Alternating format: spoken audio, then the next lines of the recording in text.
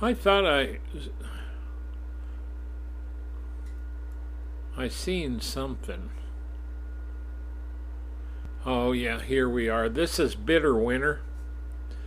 Now this is they're not located in China, but a lot of the people that are writing this, they get the information out from China. And this is about the Falun Gong practitioners. Now you see, Christians right away are targeted. And there are some churches in China for Christians. But we've seen China and the way they've handled many different groups in China. And it isn't good. So there's this old couple, husband and wife, are Falun Gong practitioners.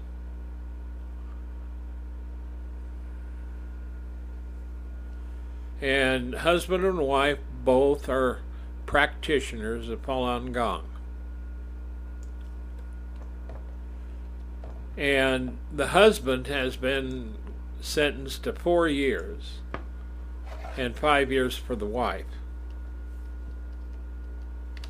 Li Shulin, he is a male Falun Gong practitioner and should not be confused with a female co-religionist from another city. She's also called Li Shulin. Now, she died in 2004 because of mistreatments she suffered during her re-education. The male, Li Shulin, was born in 1964 and had been already arrested 3 times during the first decade of our century as a Falun Gong practitioner. And he's been sent to re-education centers where he has been beaten and tortured. In January 2023, Li and his wife, Wang Luhan, were reported to police for distributing materials for the Falun Gong. This was during the Chinese New Year. So they were reported. And January 31st, now see, they're talking about the New Year.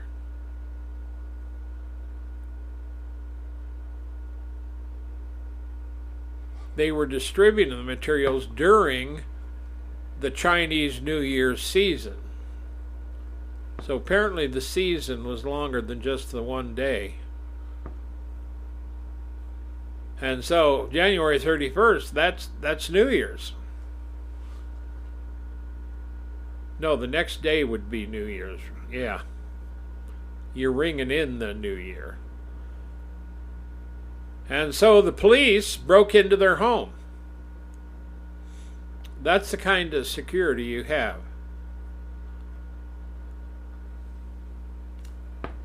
They detained them. They took all their books and stuff.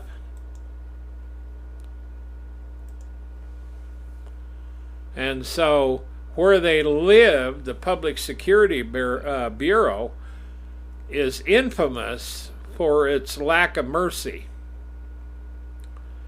because they persecute any illegal religion, including Christian house churches, with no mercy whatsoever. And that, you know, that is China. That's what China does. So anybody else that gets along with China are usually atheists. But we've, over the years, have covered a lot of stories about Christians in China, haven't we, Tower? Oh, we have. All over Asia. And so we're against treating people like this. They're not Christians, but we don't want them treated like that.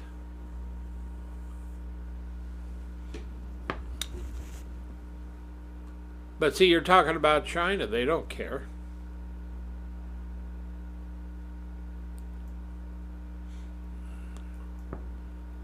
Now, the next one comes to us from barnabasaid.org.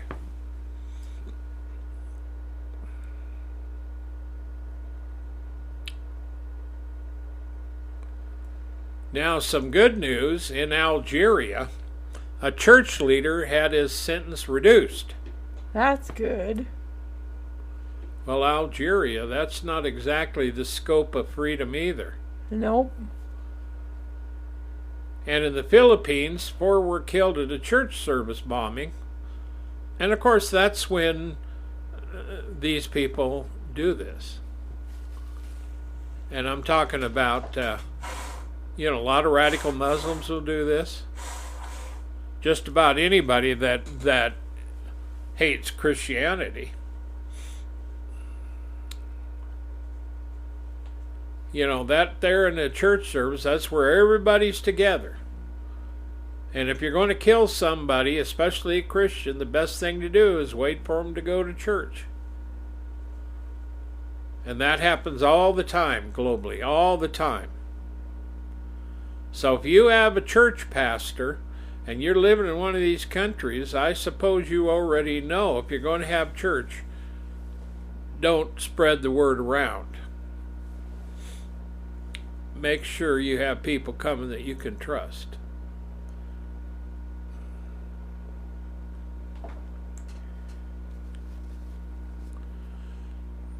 And there's also another thing that happened. An Algerian church leader was in prison, and they reduced his 2-year sentence.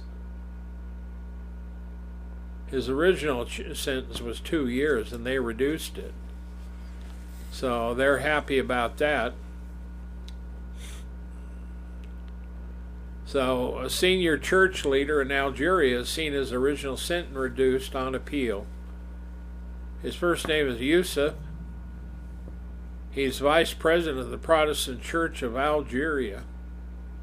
That's a big name. Yes, it is.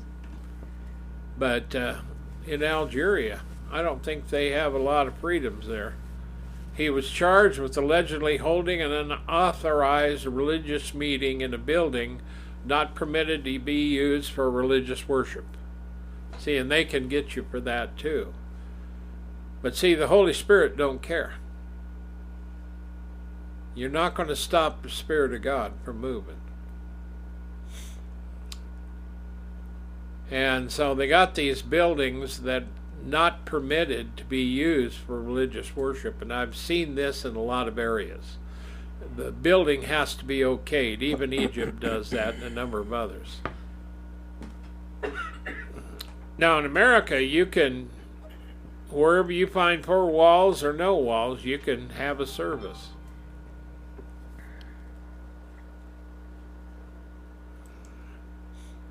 But the thing of it is, when he had an appeal hearing, they reduced his sentence to 1 year. Yeah, that's good. And his fine was $725. Well, if you can't pay your fine, you're going to stay in jail.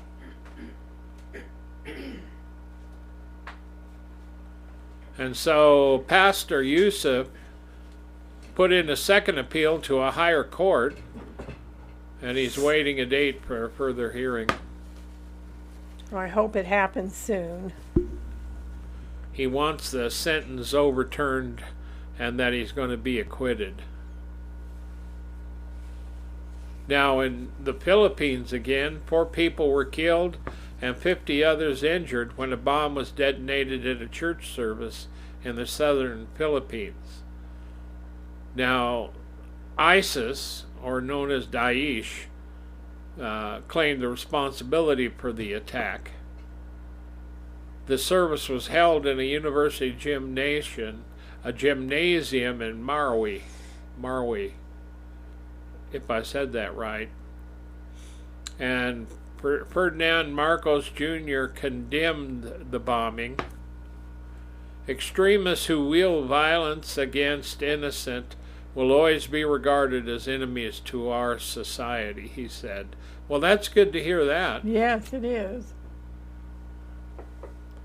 And that particular city is one of the largest Muslim cities in the Christian majority Philippines. In 2017, it was besieged by ISIS militants for 5 months, during which time churches were destroyed and Christians held hostage. I think, we covered that back in 2017. We talked about that. I remember that. Because they were talking about ISIS coming in there and everything. So in Mali, the government and church authorities announced the release of a German church minister. He was kidnapped in November of 2022. He was in there in captivity for a little over a year. And he's 66 years old. He lived in Mali for more than 30 years. Wow. And he has since gone back to Germany. I don't blame him. And they know the group that did it, one that has close links to Al-Qaeda. And there's been several instances of kidnapping of foreign missionaries. And in southern Laos, 10 Christian families were evicted from their villages in September and have been given new land to build on, but no compensation for their loss of homes. That's unfortunate. So as you can see around the world, there's a lot of trouble and a lot of issues. Now, these updates come from BarnabasAid.org, and Barnabas Aid is one of those groups that we recommend if you want to look for somebody that can give you an idea what's going on around the world for Christians, but it's also a good organization which you can donate to and help them. And when we talk about donating to these or mentioning their names, we do not get paid for that. We don't take money for that. We do this out of service to these people because they're doing dangerous jobs and they're trying to help the persecuted church. Are you ready? Yes, this is Christian persecution is raging. This is via CBN News. Christian persecution is raging across the globe, with a new report finding an estimated 200 to 300 million Christians worldwide face some form of rebuke for their beliefs. Jeff King, president of International Christian Concern, known as ICC, and one of the world's most knowledgeable experts on religious freedom and persecution, told CBN Digital his organization's recent 2023 Persecutors of the Year report paints a bleak picture of what believers experience. In particular, he underscored the staggering nature of the 200 to 300 million people under duress. I have been doing this for 20-some years, and that's bigger than the populace of Christians in the United States. He said of the startling estimate, it ranges from light persecution to the discrimination of the church, which is the murder and assassination and torture. While some of the persecution raging across the world is intense and deadly, King warned that Christians in the U.S., too, face much lighter forms of denunciation, but that the rebuke is necessary to mention and explore. You see the job discrimination, that inclusion from the public square, the silencing, the firing, the court cases. All that stuff is persecution, he said. And while King said he doesn't want to be an alarmist, but cautioned the storms are gathering, describing the current dynamic in America as persecution light. But people need to wake up because we are the frog in the kettle. And if you just follow the trajectory, You need to do